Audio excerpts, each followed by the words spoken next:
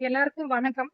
நம்ம சேனல்ல ரொம்ப நாளா வீடியோஸ் அப்லோட் பண்ணியிருக்க மாட்டோம். பட் இந்த பதிவு வந்து ரொம்ப முக்கியம்னு தோணுச்சு. ஸோ அப்லோட் பண்ணியிருக்கேன்.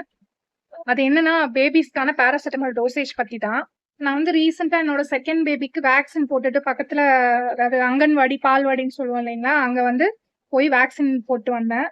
நாங்க வந்து இந்தியன் கவர்மெண்ட்டோட வேக்சினேஷன் ஷெட்யூல் தான் ஃபாலோ பண்ணிட்டு இருக்கோம். ஸோ அங்க போட்டு வந்தப்ப நடந்த ஒரு இன்சிடென்ட் இது.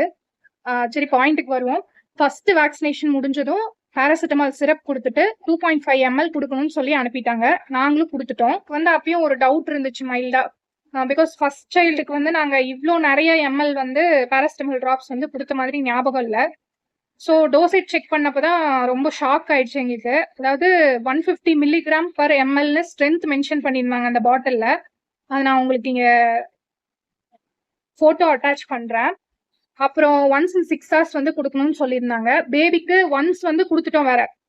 பட் பேபி வந்து ரொம்ப ட்ரௌசியா, லெத்தாஜிக்கா ஒரு ஹாஃப் டே கிட்ட யூரினே பாஸ் பண்ணாம தூங்கிட்டே இருந்தாங்க. அப்நார்மலா ஃபீல் ஆச்சு எங்களுக்கு. ஆக்சுவலா பாராசிட்டமால் டோசேஜ் வந்து எப்படின்னா 15 மில்லிகிராம் பெர் கேஜி. அதாவது உங்க குழந்தை வந்து ஒரு 4.5 கேஜி அப்ராக்சிமேட்டா இருக்காங்க அப்படின்னு வச்சுக்கலாம். அப்போ 4.5 கேஜி இன்டூ 15 மில்லிகிராம். அதாவது அரௌண்ட் ஒரு 70 to 75 மில்லிகிராம் வரைக்கும் குடுத்தா ஓகே. 75 மில்லிகிராம்ன்றது நமக்கு குடுத்த 150 எம்ஜி பெர் எம்எல்ல எவ்வளோ இருக்கும் அப்படின்னா 0.5 எம்எல் தான் குடுக்க வேண்டியது மேக்ஸிமம் டோசேஜ். பட் அவங்க சொன்னனால அவங்க சொன்னதை நம்பி நாங்க வந்து 2.5 எம்எல் ஒரு வாட்டி குடுத்துட்டோம். அதாவது 2.5 எம்எல்னா 150 மில்லிகிராம் இன்டூ 2.5 எம்எல் எவ்வளோ இருக்கும் அப்படின்னா 375 மில்லிகிராம் வந்து கொடுத்துருக்கோம் குழந்தைக்கு. அப்புறம் பதறி போய் டாக்டர்ஸ்க்கு கால் பண்ணி கேட்கவும் ஓகே வெயிட் பண்ணி பாருங்க, ஏதாவது ரொம்ப மோசமான சிம்டம்ஸ் இருந்துச்சுன்னா உடனே டாக்டர்கிட்ட போயிருங்க. வித்தின் டாக்ஸிக் ரேஞ்சில் இருக்க மாதிரி இருக்கு, பட் டோசேஜ் ஜாஸ்தி தான் அப்படின்னு சொன்னாங்க. நான் இப்போ வந்து இன்னொரு பாட்டிலோட ஃபோட்டோ வந்து ரெஃபரன்ஸ்க்காக காட்டுறேன். இது பாருங்க, இதோட ஸ்ட்ரென்த் வந்து 125 milligram per 5 ML.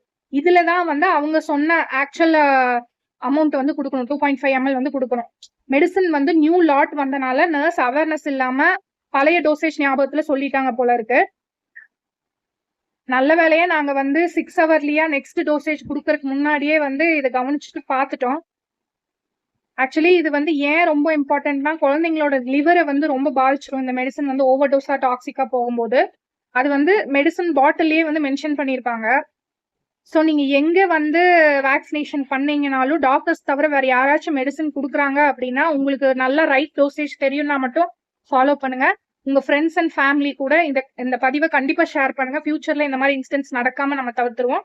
Take care. Bye by.